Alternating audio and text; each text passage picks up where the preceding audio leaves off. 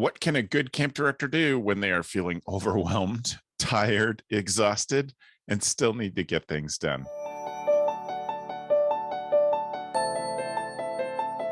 Hello, Camp Pros. This is Oliver Gregan. My pronouns are he, him. I'm the executive director at YMCA Camp Winona in Leon Springs, Florida.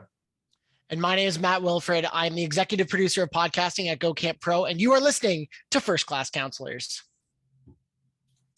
Yes, this is a show that the camp directors give to their counselors as they hire and prepare them for the upcoming summer.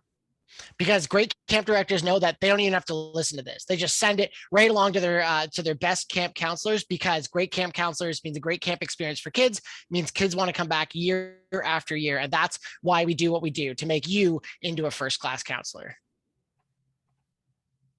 So thank you for tuning in. Here we're going to cover one specific topic and cover the essentials as fast as we can. It's the need to knows. They can't go without. The fundamentals. The basics.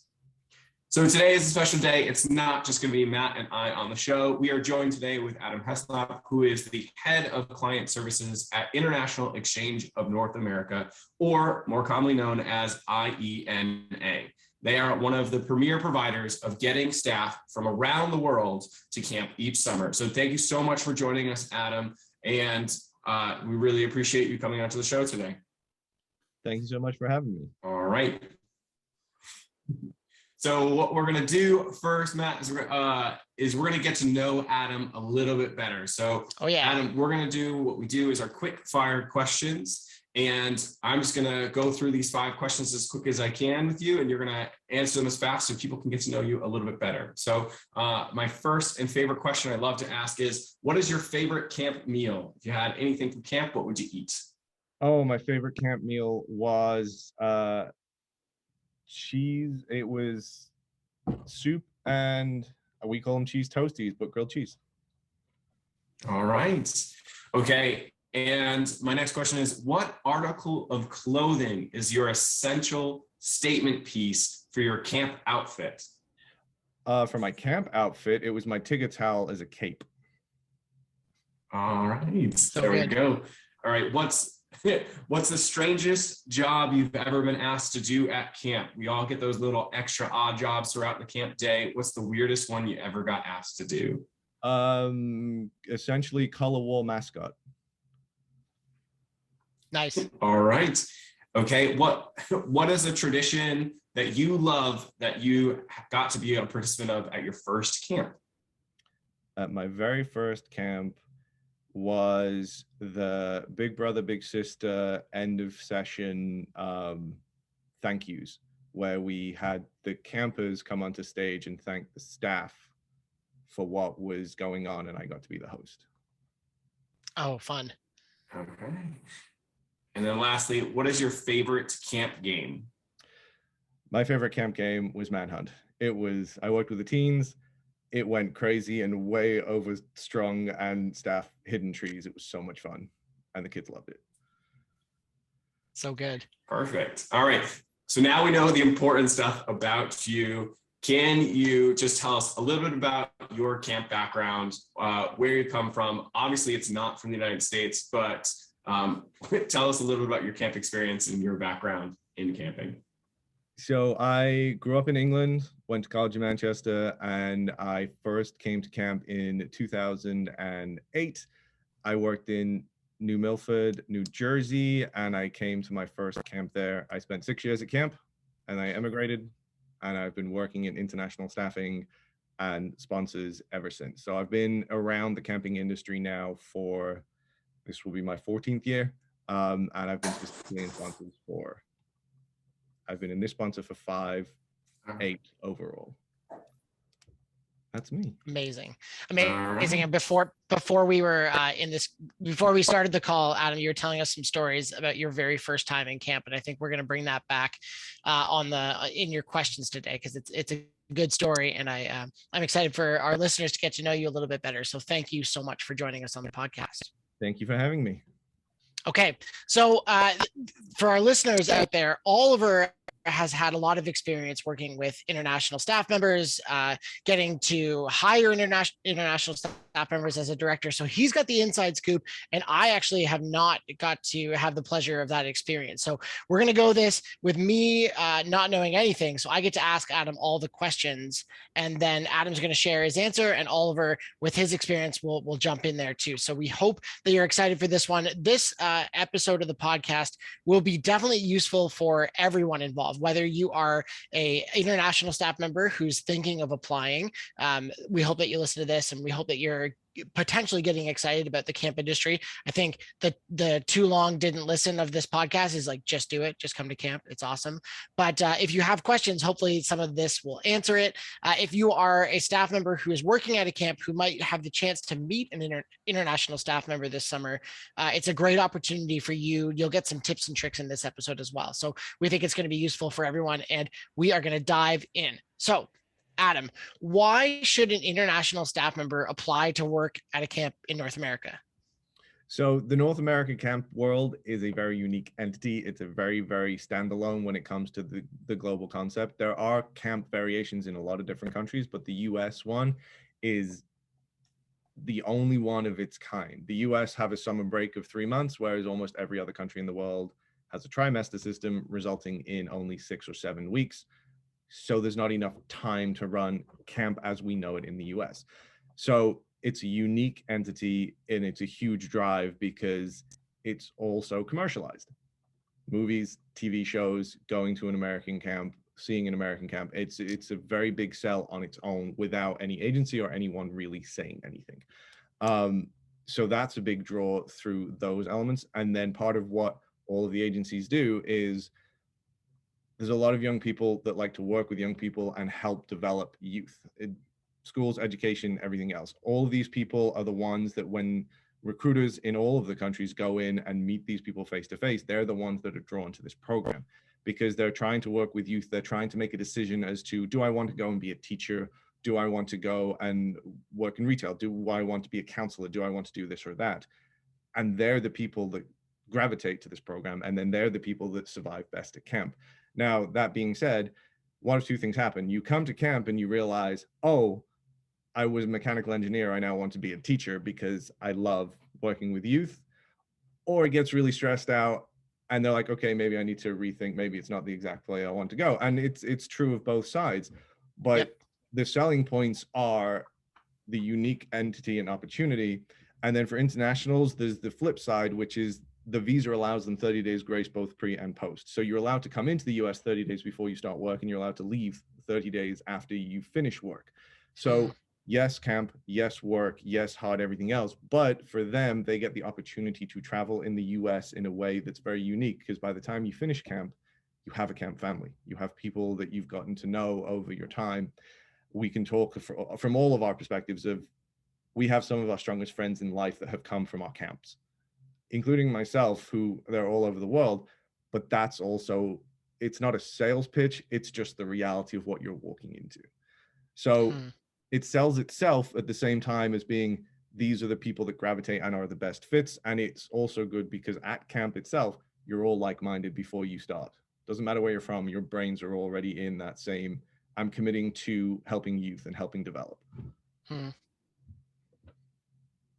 So yeah, that's pretty much part of the sales pitch that everyone makes, and we all do. And it's definitely the conversations I have when I'm speaking to people coming onto the program. Yeah, and I can speak to it as well to really emphasize that point that Adam makes, that you get that camp family, right? I now have friends who are all over the world because of camp, right? It's not just the internationals who are coming to the United States that they get this experience of getting to meet a bunch of Americans, but for the American side, you get to meet these people who are from, around the world, and you get to connect with them and get those cultures. And all of a sudden at camp, you essentially can kind of travel the world by meeting some of these people and learning about their home base. And it's just such a great part of the program. And some of my best friends now are unfortunately across an ocean and very tough to get to. But with today's media and everything, I can stay connected with them. I can enjoy those friendships, and it's so vital to the program. And I think it's amazing. And it's honestly the biggest selling point for me, who's now lived through it. That's great. I think that's really important too, building those connections and doing it on a worldwide. Because you're right, Adam. We've done a whole episode about how camp friends will become your best friends. They're your wedding friends, as we called them. You're going to see them forever. And I wish I had that when I was traveling around the world, that I could have met some of my camp friends then. I think that's great. And I want to give just some quick context. I think we're gonna be using like US and America a lot as an example, but for my fellow Northerners in Canada, it does exist too. Like everything in the camp industry, it's a little bit smaller in Canada, very localized around Ontario. There are camps in every province. BC is a big one, Alberta, and in the eastern provinces as well. But it's probably more common, I would say, for people to go to the US. But I definitely know that Canadian camps are involved in that as well. So kind of along those lines, Adam, can you walk us through the scope of how big international staffing is at camp? What you said, you had some numbers for us that would help us kind of contextualize this for people like myself who have never known how big it is before. Of course. So what I've done is I've gone onto the Bridge USA's website, and the Bridge USA is the US Department of State section that works specifically on the cultural exchange program. So cultural exchange has 16 different visa classifications, and this one specifically is the figures for just camp counselor. So it's not the whole, it's just camp counselor. And it goes down, we're basing this all on 2019, specifically because COVID happened. We all know what happened, but it knocked international travel down. So the last figures we have that are legit as numbers is 2019.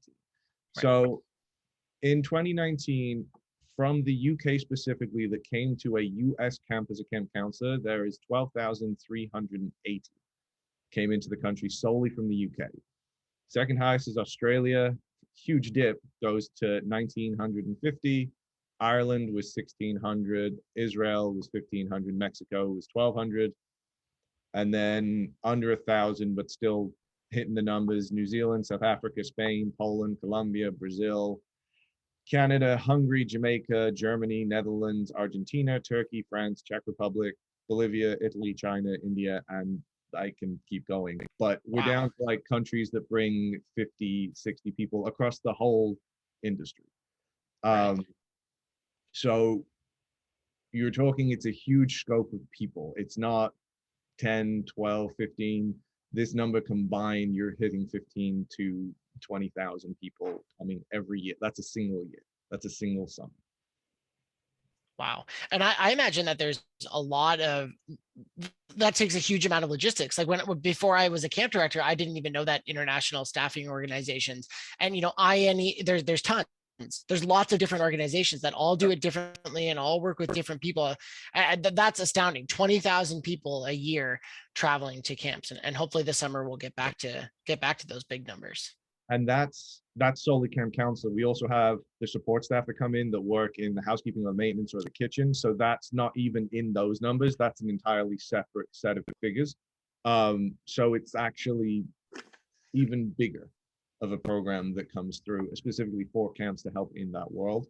And then the other piece for you, all of us that live in the camping world know this, but what I did was I broke it down by state. So out of those 20,000 people, which states are the big hitters, which states are the big ticket items? We all know that the Northeast is specifically camp central, but it's interesting here. The highest placement is New York, Pennsylvania, Maine, Massachusetts.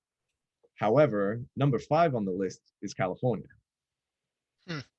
So you go California, and then you come back to New Hampshire, Connecticut, and then you go into the mid-states in Wisconsin, then North Carolina, Maryland, and it's just where those camp hubs are. Northeast is your biggest ticket item, but then California has so many different camps that are way out there. And there are all 50 are represented. There's not one state that doesn't have a camp counselor attend their camp. So cool. So that's the scope and the size of this, of just camp counselors and just going into a single year. Right. Oliver, did you have a follow-up for this one? No, I kind of want to skip ahead a little bit in the questions, if you mind. We talked a little bit before about before we went into this, but those cultural differences, the international staff experience, right? You just talked about these heavy hitting states. Can you talk a little bit about that cultural experience that international staff have when they come to the United States? I mean, sure. If we start off with the basic example of myself, when I first came over and they were like, so which state are you going to? I was like, New Jersey. Where are you flying into? I was flying through New York.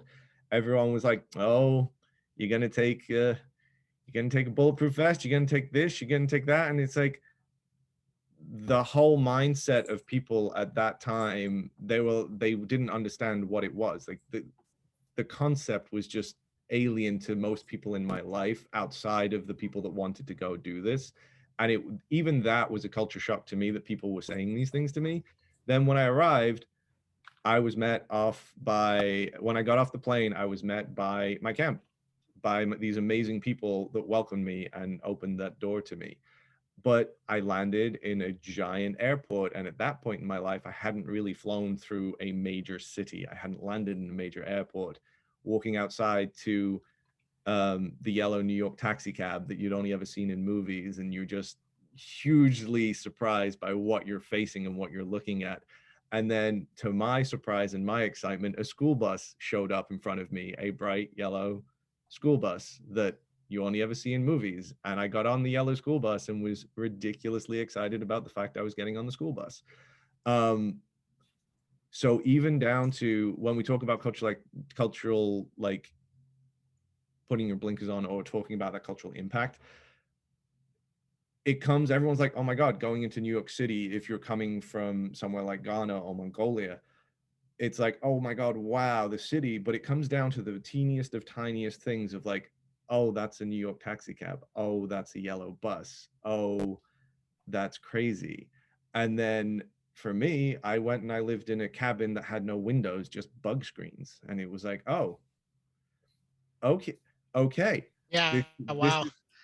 This is the next 9 weeks of my life, living in the middle of the woods in a cabin with bug screens. Isn't it hot and humid in America? How's this going to, like, completely not understanding, because you just, at that age, you don't have that comprehension. And it's something that comes as a complete shock to you, that culture shock. So it's the city, it's the environment, then it's the camp, and it all happens for most people coming on their first time in a very short space of time. So they're getting on a plane, leaving their home country, they land, they get picked up by the camp, they go through all of this new city town, the buildings dissipate, the fields start getting bigger, the woods get bigger, then you stop, and then you go into a cabin and you're like, wait, how far have I gone? I'm jet lagged. Do I sleep? Do I not sleep? Where's the dining hall? Is there a bathroom in my cabin? Am I in a tent? Where's this level of what have I done? And it's just, everything is a culture shock. Every little teeny tiny step along the way for them, or for me it was. And then it took me the first day or so to recover from jet lag, get into staff training, be like, no, I'm good. This is right. This is what I'm supposed to be doing. Okay, I'm getting on board. My kids are coming. I got to get myself ready for them.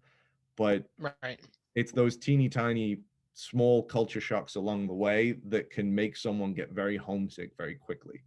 So it's just being aware of, you're going to get it from a counselor perspective or from the individual perspective. You're going to feel it, whether you like to admit it or you don't.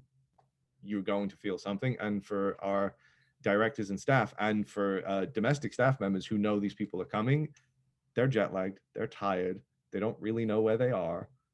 It's just being welcoming and opening that door for them. Where, they come into a big city and then they're at camp. There's a different culture as you're moving from city to camp and what that's like. But my favorite part from my personal experience too is you have someone who arrives in the city and they know American culture from movies or TV, and then they get to camp, and now camp has its own bubble and culture inside of it as well, that then you get internationals who are inside of that camp bubble and they start to learn camp culture and then think that that's American culture as well. And then they go out into public and they start using camp words or start doing camp-like things in like general public, and you're like, oh no, that's just what we do at camp. That's not like America as a whole or North American culture as a whole. It's just something that's on camp property. You got to explain that we don't just break into song at restaurants. Well, we do. When you're in your first year at camp and you become fully camp culturized and you go on your day off, that's when you start breaking out a song in a restaurant and people look at you like, oh, whoops. It's a bonding experience.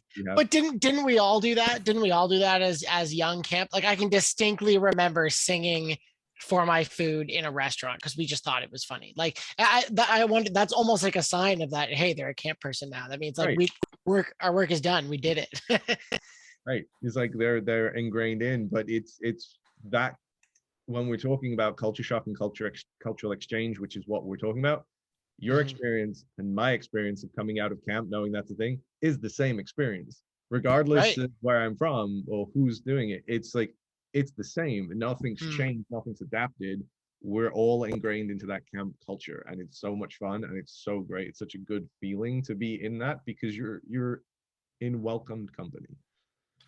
I think that it's, you know, it's the trademark of like being accepted for who you are, and where being goofy and uninhibited is encouraged, and all of those things. And that makes me feel really good about the industry as a whole, that we can have that common kind of curriculum, if you will, and that's what people get from the industry. So Adam, I'm sure that when you are helping people through the process with IENA, that they're I'm sure telling them your story helps with that. But I'm wondering if you can kind of walk us through what the process of someone who's signing up for camp for the first time, and maybe some of the ways that you help them prepare for what almost the cultural whiplash, as you described it, of going from the airport to camp to being in public to singing at a table. How do you like, what are the logistics, and then what are the kind and compassionate pieces that you put into that process to help them prepare?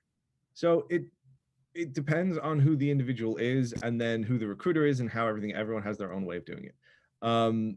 But for me, if you're talking about recruiters go into schools, they go into colleges, they go into universities all over the world. That's where most of the contacts are met face to face. They have a conversation. It's an American opportunity to go work at a summer camp. We prep everyone in an agency, regardless of agency, for camp as an entity, for camp as a whole. We make sure someone is a good fit for a camp experience. It's then the camp and the applicant's decision as to which camp is the right fit for them. They know who they are. They know what the personality is like. They know that they can't survive in a 14-foot by 14-foot tent for the summer. They need at least a cabin, if not air conditioning. So they can make their personal decisions along with camp and the interview process. So we explain camp as a whole, just like that. There'll be camps that live like this. There'll be camps that do this. There'll be camps that are 1,200 acres and ginormous. There's camps that operate in a small bubble as a day camp. There are day camps and residential camps. Now, residential camps sleep overnight, and you have campers for anywhere from an entire 8-week summer, 7-week summer, a 4-week summer, 2-week session, 7-day session, 2-night session. Like, so many camps have so many different ways of doing it. So these are the spans.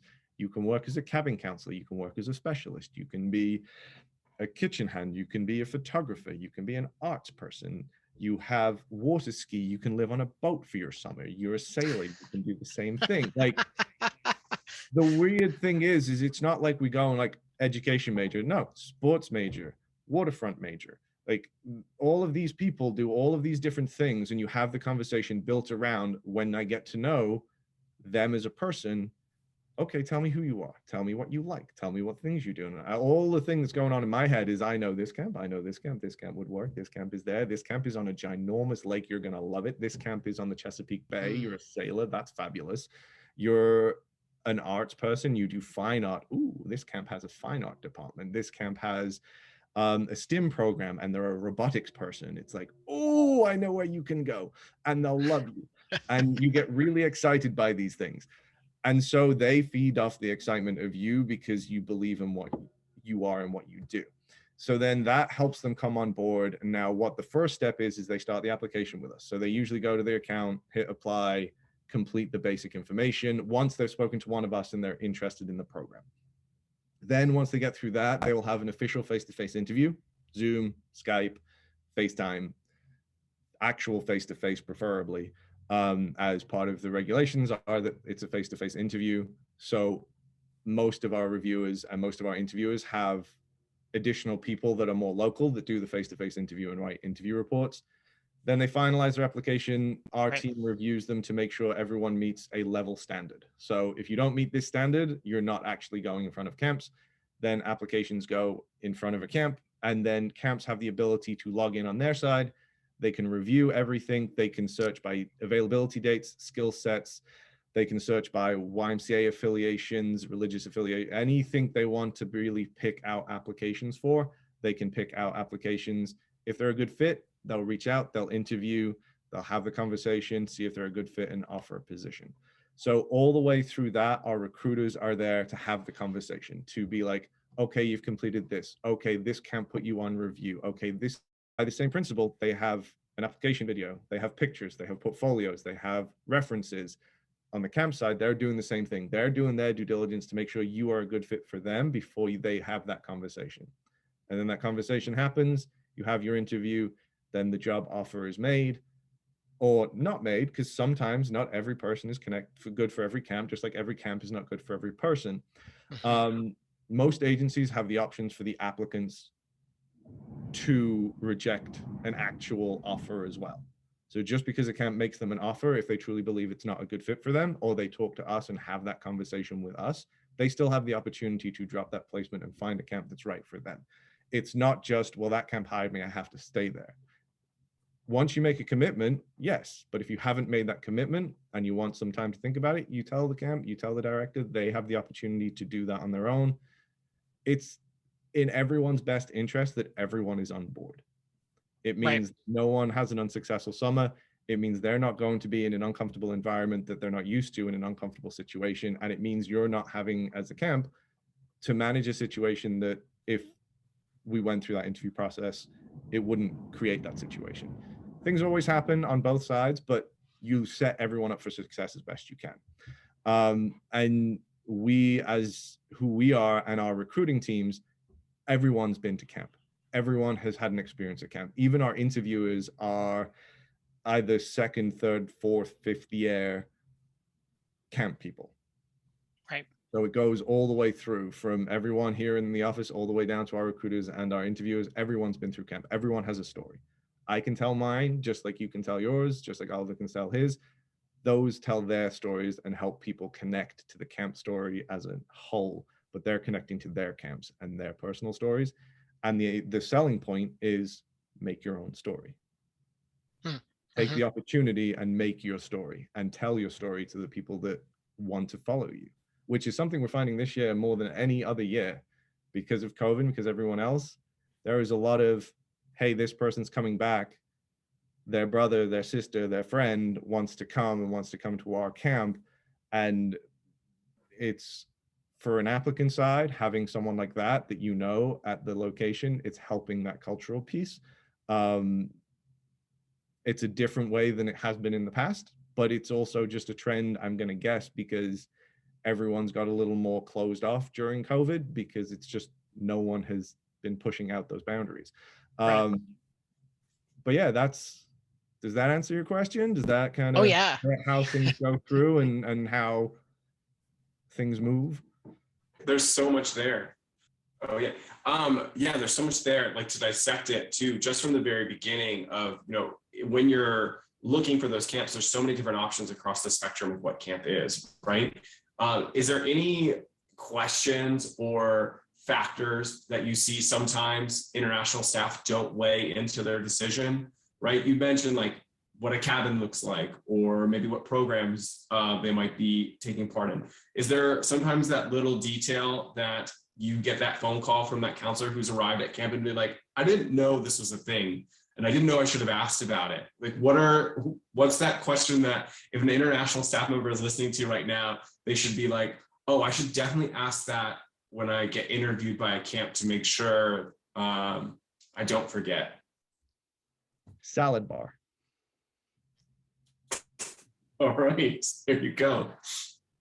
It sounds really ridiculous, but people have dietary requirements and they explain that they're vegan, vegetarian, gluten-free, nut-free, everything else. We all know that most camps at this point are like nut-free and everyone eats, most camps are nut-free, so that one's taken care of.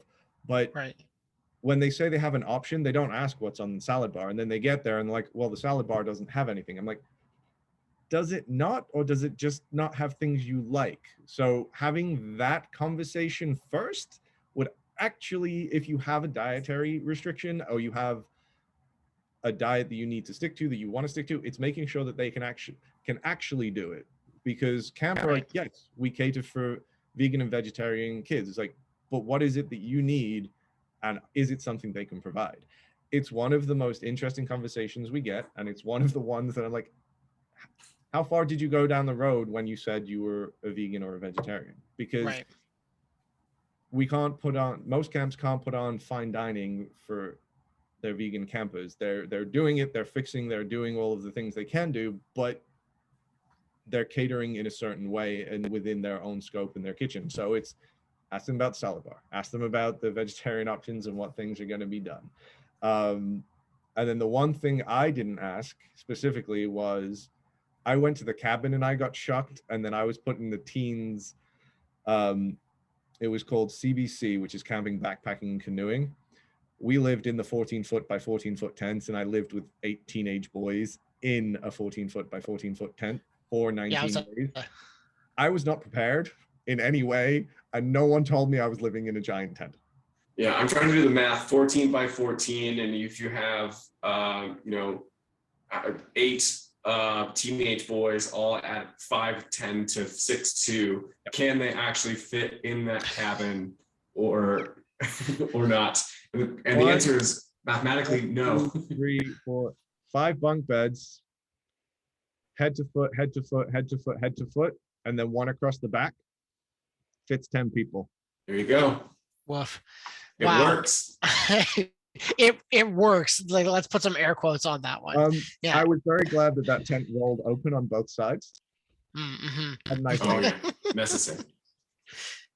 That's fair, man. And you are not prepared for stink until you are prepared for teenage boy cabin stink. Right. That is true. And I think that's totally fair. I think like there's only so much that you can prepare someone for, and part of the joy is learning those things, right? No one told me that I was going to deal with that kind of stank my first time as working as a domestic staff member, right? So it's part of the adventure. But what I hear you saying, Adam, is that part of the benefit of going through an agency rather than trying to do it on your own, not only is there the logistical help with the paperwork and all that, it really sounds like you folks get to act as matchmakers. And I hope that for people who are watching on YouTube, when Adam was talking about finding the right alignment with camps and with staff, he was visibly giddy. Like I watched the gears turning in his brain of connecting staff members, because I think that's perfect. And that is a great way on its own to put somebody in a place that works well for them. Because if you have a background, if you're not from North America, but you have a very robust sailing background, you are going to feel a little piece of home when you are sailing and teaching kids to sail. And we know the psychology would say when you are using your strengths, talents, and gifts, when you're in flow in that way, you're feeling good about yourself. So I think that's really important, that if you have a strong gift or a talent as an international staff member, please make sure that shines through in your application, because as Adam said, I think in one breath, if I remember correctly, there are tons of different kinds of camps out there for you. It sounded like a Dr. Seuss book that you were reading. Like there's a camp on a boat, and a camp with some rope, and a camp on a plane, and there's lots of different camps out there. So there are. Thanks for that. Different environments as well. Like if you are a dry desert type of person, Arizona and New Mexico does have camps. If you like the wetlands, you can go up to Maine and New Hampshire and Vermont.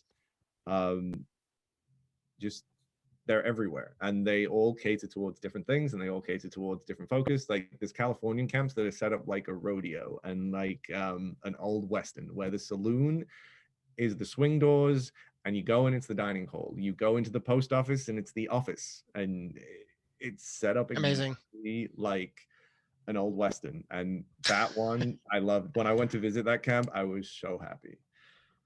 So cool. Very cool. Well, Adam, I want to start to get into some more specifics about kind of the experience for an international staff member.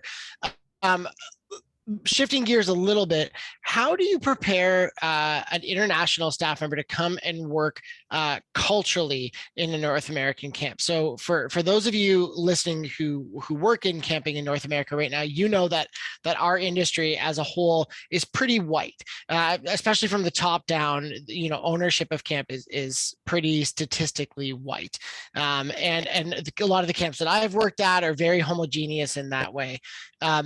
And a staff member who's coming from Ghana, or if that's coming from Mongolia, like you were saying, or from a camp. So a staff member who is not white, if we're going to say it like that, if they're coming to a camp that might be majority white or might be a very different cultural experience from what they're experiencing at home, how do you prepare them for that? How do you get them, kind of front load that experience for them so that they're feeling comfortable right from the start when they get there? So it's the two-sided question, really, because from the agency standpoint, every camp, as we've been saying, is different. So there's a lot of onus on the camp to deliver the camp culture and whatever the camp culture is.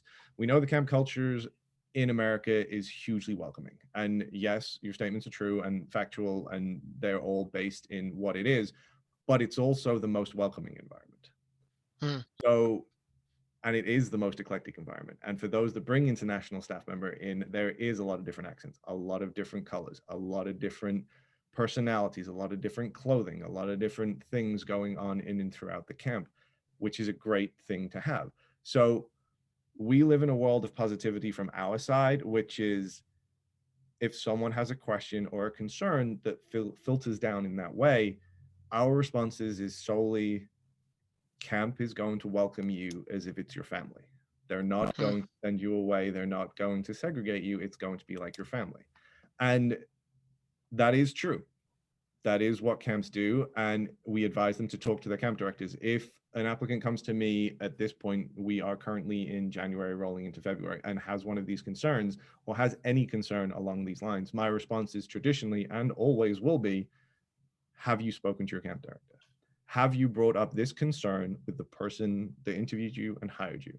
Because the best answer about that family and that camp community is from that camp community. I can't speak on that behalf unless I really have a personal connection with that camp, or I went to that camp, or I've been accepted into the family of that camp at some point in my time within the industry, which has happened. And I have a lot of friends in the camping world that I spend too much time with in the off season. But we try and stay on that positive side of all of these conversations, and nothing's perfect. No one's perfect. Everything is a learning curve and miscommunication, misunderstanding. But in a situation where somebody is uncomfortable or believes something is happening, every agency, every sponsoring company wants to hear about it and will help. And they have the voice and the opportunity to report back to us. So if something is missed, and that's the second part of the conversation, which is we talk about it and we let you open up to camp, and it's the opening community, it's all of this. But if something goes wrong when you're in the summer and you're experiencing that, you report that to the people that brought you over, to your sponsors. They will have a bigger conversation if you cannot have that conversation up front. We will help you through that conversation. And if it doesn't work, you have the ability to leave, because most camps in America run an at-will employment. At-will employment is they don't have to give you a reason to let you go as much as you don't have to give them a reason to leave. If there's no valid reason, a sponsor will end your program on that day and you would have to go home. If there is a valid reason and you've spoken to your sponsor prior to leaving and prior to this, they will help you and help move you forwards and help find you another opportunity if there is one available. Because once we're in midsummer, some camps are looking for people, but some camps are not. We also live in a COVID world where bubbles potentially are still a thing. We're all getting to a world where they might not be, but who knows where this summer is going. And I don't want to say what 2022 is going to look like, because no one has that idea right now. Right. But from that point, It's just being honest and having open lines of communication is the best way to communicate that through. But we don't sit there and sell it in that premise. We don't say it's this way. We don't tell them they're going to a minority. It's not that. It's you're going to a family. You're going to your family. They will accept you and welcome you as who you are, and you'll have the opportunity to demonstrate and show your culture. And it sounds like camp's going to open up this grand floor, and I'm like, it's not. It's just inherently built in that way. Camp is just designed like that. If you're working in the kitchen, or even you're working as a counselor, you're working as the lakefront staff. Like the lakefront staff don't live in a bunk necessarily, but they're with the kids, but then they're going to be doing big activities. They're going to be in the kitchen dining hall with them. They're going to be helping with different things, not just at the waterfront. If you're a bunk counselor, your staff, your kids might go off and go into doing all the activities, but you're going to talk to them every night and have a conversation, but you're going to be the one playing quiet games in the rain with them and being able to bring your culture in. So there's always that opportunity there to bring it in and open that door. Right. And I want to be sure about this. I mean, I would imagine, Adam, you could run the stats on this. I don't want anyone listening to be scared off by that question and by what we're asking. I bet you that the incidents where a staff member is feeling uncomfortable is probably pretty few and far between, right, Adam? So the statistics roughly, I mean, I can only speak for IENA, it's less than 2% incompletes. Now those incompletes are for everything. That's people getting injured. That's people not completing their assignment because they got injured, not completing because they got let go for doing something silly, not just what we're talking about. It's a fraction of a fraction at that point that you're talking about those situations happening. Right. And as we've talked about many times on this podcast, we hope that you as a counselor feel empowered to keep that open conversation going with the people who can help at your camp, whoever becomes your director. But it's really comforting, I think, to know that not only do they have their director and their leadership team at the camp that they work at, but while the summer is going on, you folks have their back as well. Oliver, did you want to follow up here too? Yeah, I think one of the greatest things about having international staff at your camp too is that color doesn't match culture, right? You can have people from all different spectrums of their race, but where they come from and what their culture is vastly different across the world. So when you're an international staff coming to America, you kind of get to show what your culture is before your skin tone, right? So you're saying like, yeah, I might be Black, but I'm not Black American. I'm Black from London, or I'm Black from Africa, or I'm Black from South America, right? And this is the culture I come with from this area in the world, despite whatever the color of my skin might be. And for kids especially who are learning to socialize, it allows them to see and break stereotypes that they might have had in their head that they had like started to believe from around the world. It allows staff members to experience that difference, and that cultural exchange, it really allows that openness to happen. And it's educational as well. So you're, as an international, providing that growth to other people as well, that I think is so important. And I've experienced it myself, like through my camp experience, when I get to meet somebody who's from a country that we've named that I just didn't know what world they were coming from. And it was so cool to learn about that. And their skin or their race was part of that learning curve, which was amazing. So think about that too, as part of this experience. That's great. Wow, that was a really good conversation. I'm glad that we could kind of address that one head on. Thanks, guys. Okay, let's move into something a little bit lighter here. Adam, what are some of the packing items that international staff often forget? What do you find that they either you need to remind them of a lot, or that you get calls like, oh my gosh, I wasn't prepared for this? What tips can you give them in that realm? So depending on, again, camp specific, depending on where you go, what you do. My camp, my second camp that I worked at that was in New Mexico, we lived 3.5 hours from the nearest town airport, and you lived on top of a mountain where there was no light pollution and no anything else. And the camp didn't really have floodlights because we lived in tents and 3-sided cabins without electricity. The only buildings that had power was the office and the dining hall.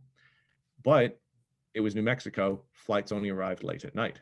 You pick up your staff late at night at 3.5 hour drive up. You get to camp, you park, it's pitch black, and they're getting into a 3-sided cabin or a tent. So we and myself, when I first went, knowing full well that what I was walking into, flashlight or torch or whatever you want to call it, in the top of your backpack.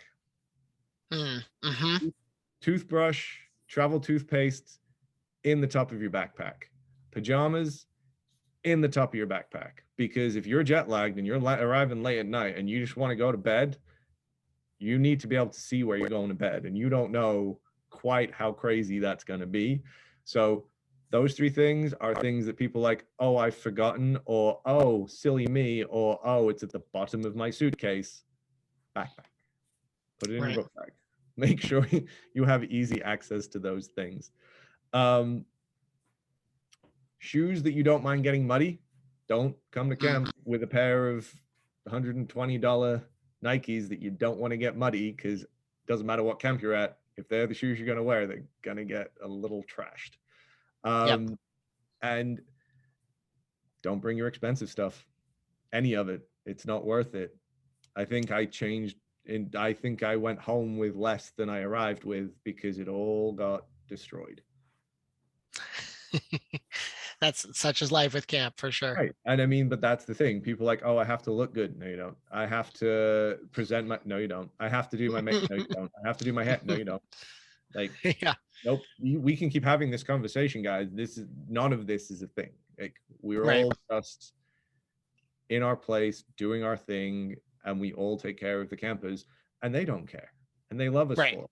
So from my perspective, older clothes, things you don't mind getting trashed, or bring your nice clothes, but go to Walmart and buy your cheap clothes and live in them while you work at camp, and then wear your nice clothes on your night off or on your day off when you're not at camp. But yeah, the torch or flashlight, toothbrush, toothpaste in the suitcase. That's good advice. And a comfy pair of clothes in your book bag that travels with you, because luggage can get lost. Luggage on the plane, it can get lost in transit somewhere. And even if you're arriving at 11 o'clock at night, it's like, it's okay, we'll get your luggage. I'm like, it's 11 o'clock at night and I want to go to bed. Right. Those things will allow you to go to bed. Right. Mm-hmm. So yes, that's always been my advice to anyone that's a little left field, but that's good. No, that's perfect. Right. Yeah, I think a lot of people can look up travel tips from a good YouTuber video, but those little details about put your torch on the top of your pack, that's the detail you need. I was also really happy to hear that your first camp experience of living in a tent with a bunch of teenage boys did not change what your second experience was, which was just staying in the tent. You didn't give up on tent camping. So maybe it's the thing for you, but maybe it's letting people know maybe it's not that bad, if you're going to end up in a tent camp for your summer. I mean, in fairness, as camps go, most camps don't have any type of air conditioning, and it's hot, and it's very hot, and it gets smelly. It really does.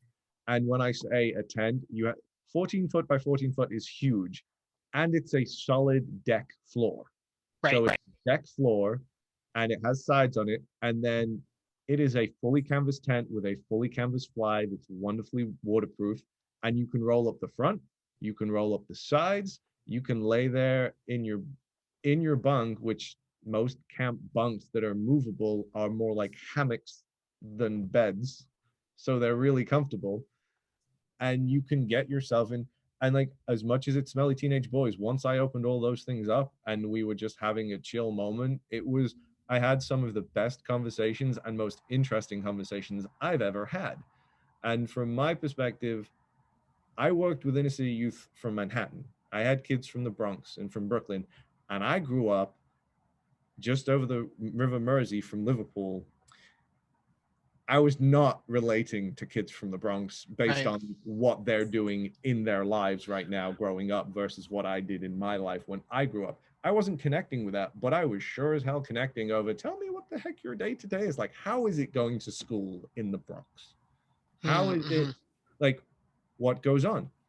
What does your mom do? What does your family members do? Who do you live with? These were all conversations I had that I will never forget, the stories of what these people told me and what they opened up to me about. Hmm. And it was because we were in a safe environment. No one was looking at each other. We were all just lying in our bunks, chilling out and just having a conversation of, well, we're going to go do this afternoon. We're going to do this. We have this activity. We have this activity. What do we want to do here? We lived in a luxurious world and we cooked all of our meals over an open fire. We didn't go to the dining hall for all of our food. So it was Awesome. like, this is what was on the menu. However, we're just given ingredients. What would you like to try and make?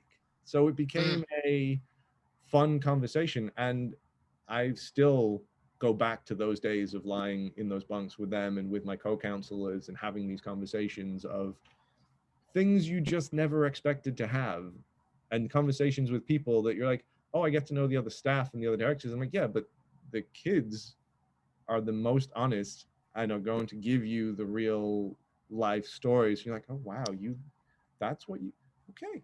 All Yeah. right. And Yeah. it opens your eyes to a whole, like, I would never have known. You hear stories of these things, but you don't know what's true and what's not. Right. Telling me what's true. And that was my experience in it. And that was what made it happy for me. And I was shocked as anything going into it, but I loved my tent. I loved to the point where in my second camp, I actually chose to go and stay in the tent. Right. I got a whole tent to myself though at that point. That was nice.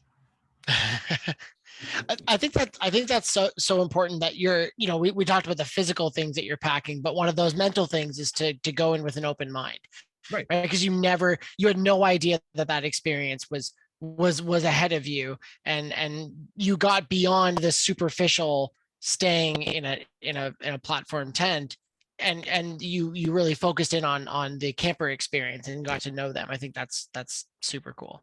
I mean, culture shock. I was culture shocked. How do you think the kids Right. from the Bronx that came for their first year at 14 were when they came out of the Bronx, through all of that, came into camp, walked up a dirt path, and walked towards canvas tents? Right. Like there was, like, me and my boys used to have a stick that was outside the tent and about 7 foot to the left, because if you need to pee in the middle of the night, go out, get to the stick, don't cross the stick. There you go.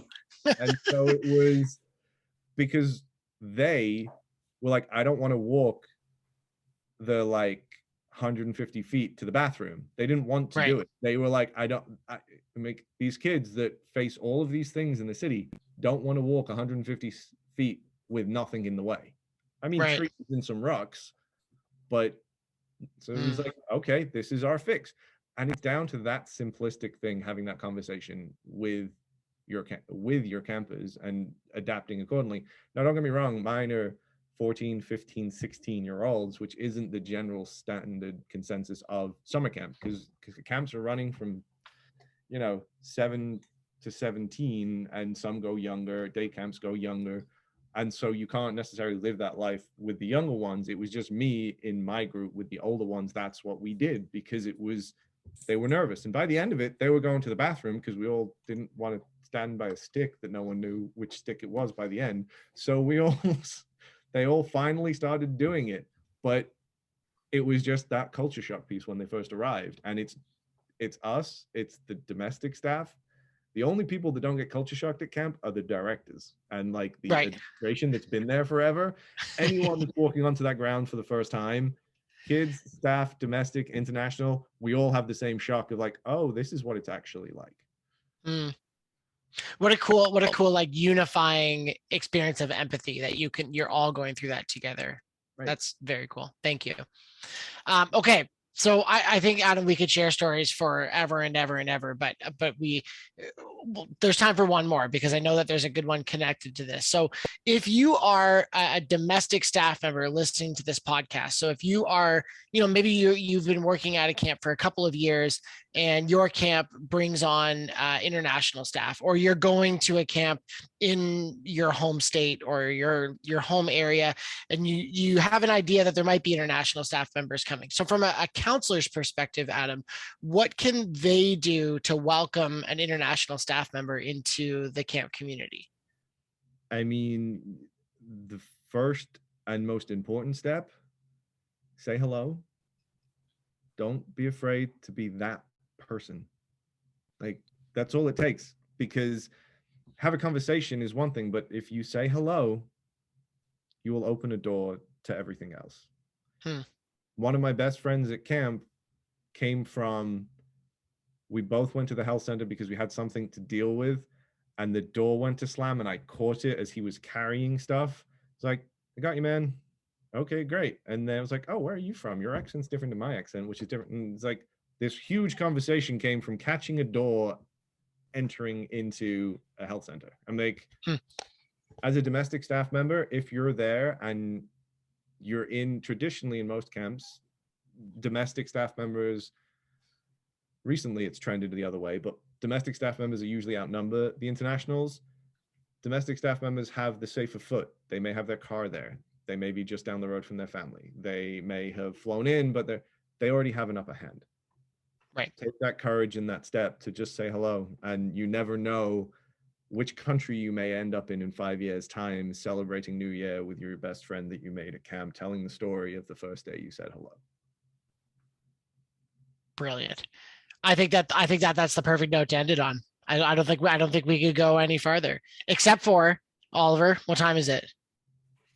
It's the time for our EGLE, which is ever growing and ever learning. It's a trick, a tip, a game, a song for counselors to use to be better every day. All right, Matt, do you want to kick us off with your EGLE, or you want me to get us started?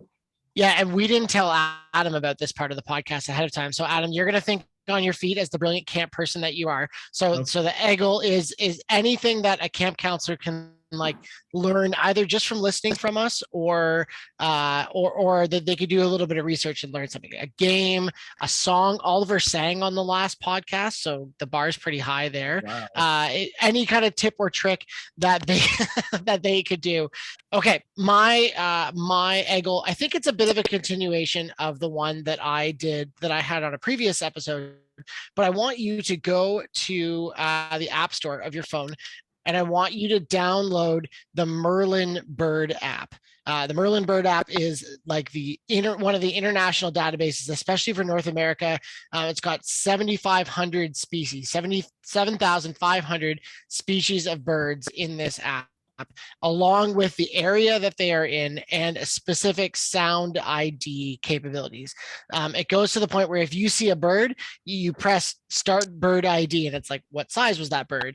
What color was that bird? And it will tell you based on your region what kind of bird it is. And this is a great thing that you can do for anybody. But as an international staff member, you're going to be seeing a bunch of different flora and fauna when you're at your new camp. So check out the Merlin ID app, and you can start to get to know some of those and have some insider knowledge. How cool would it be if you got off the bus on if you're working at a camp in the Catskill Mountains and you're like, that's a pileated woodpecker. I think you'd impress some people who wouldn't even know what a pileated woodpecker is. From that area. So Merlin Bird App, I will put the link to the app in the show notes. Oliver, you also have an app. I do, but when you were talking, I started to think that maybe I had already used this app. So if I have, also say it now. It's called the All Trails app. It is a great app that a lot of people use for hiking. It will lead you on the right way. I've been using it a lot recently because I just moved, and I moved about a year ago, but I've been using it to find different hiking trails in my area so that I can get around. So check that out. It's the All Trails app, but because I think I might have done that on a show before, my other one really quickly is called Space Team. It is a board game, actually a card game that you can play, and it is team-based. So there's no winner, but your entire group of friends would win as a team. And I'm giving this as my EGLE because it's just a great thing for you to maybe have in the cabin. It's only like $20, I think, for the game, but you can have in the cabin as a game you can play, and it gets your cabin working together as a team. If you're a director or a leadership staff member, I also really recommend this game because it is a great way to get your staff working together. So it's something that I like to do during staff training for everyone to kind of start to work and communicate more effectively together. And I will put the link for it onto the show notes as well for everybody. Space Team actually got its start as an app, and the app is hilariously good fun too. So if you can play it logged in, and then the latest, I actually just played this the other weekend. the Jackbox party pack games that you can play online. One of the newer Jackbox packs has a game called The Devil's in the Details, which is also similar to that as well. So that's an option, bunch of different options, but I will give a +1 to Space Team Oliver. It is one of my favorite games. Okay, Adam, we put you in the hot seat. Can you deliver for us with an eggle? So I can deliver with an eggle. However, it's not necessarily a book or an app or something. Okay. It's a challenge, and it's a thing that I'm going to push towards your counselors. So a situation of which at camp that we all love to death is rainy day, quiet walk, or something like that. I challenge your staff to learn 5 riddles. 5 riddles at camp for youth. Now, it can be any riddle you like. Bring your personality into it. Ones you've heard. Bring in friends. 2 coins add up to 50 cents. One of them isn't a nickel. The other one is. Right. Mm-hmm. 5, have them ready, because at camp, they can save your butt. When you're quiet walking to an activity, drop a riddle. Leave it for the entire day. Let them bring answers to you. Give them the answer at the fire at the end of the day and say, congratulations, I'm proud that you kept going at it. Something like that. That's my eggle. That's a secret trick that you don't need equipment. You don't need a book. You don't need anything. Learn them before you go. Write them down somewhere. Store them. I guarantee you in a summer you will need them. Or you will pull them out at some point. Give the man a round of applause, Oliver. He's on from the hot seat. He did it. Well done. Adam, thank you so much for joining us. Before we sign off here, can you tell people out there if they are interested in getting in touch with you because they have more questions or want to know more about IENA, how can they do that?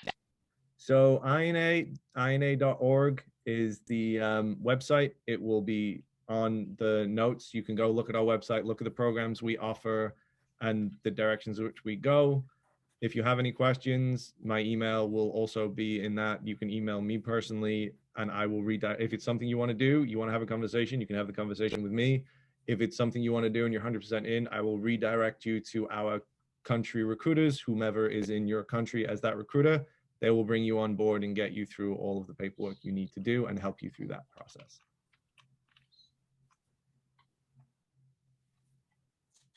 There we go. So if you enjoyed today's show, we'd be so grateful if you left us a review wherever you're listening to the podcast. Your ratings and reviews not only tell us what you like and don't like about the show, but it also helps boost our rankings and helps more people discover the show. And Oliver, I have a surprise for you. I didn't tell you about this ahead of time, but I found some reviews for the podcast. So I wanted to read one now, if that's okay. It's from 2 years ago, and apparently I missed it. So this is a review that someone named Pigtoe, yes, Pigtoe, gave us, and it says it's a 5-star rating on Apple Podcasts, which is great when people give us those. It says, I've been binging this podcast in the last few weeks. I wish I had these resources when I was a first-time counselor 3 years ago. Although I'm no longer involved in the camp world, a lot of what is covered is applicable to many career fields. Oliver and Matt's conversations cheer me up and whet my appetite to maybe return to the camp world one day. Thank you, Pigtoe.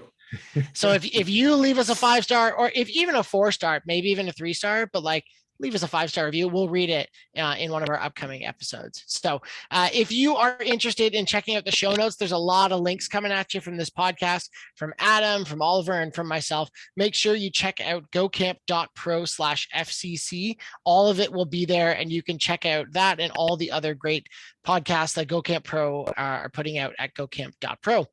Thanks, everyone, for being here. Adam, thank you so much again. Thank you. It's been a pleasure.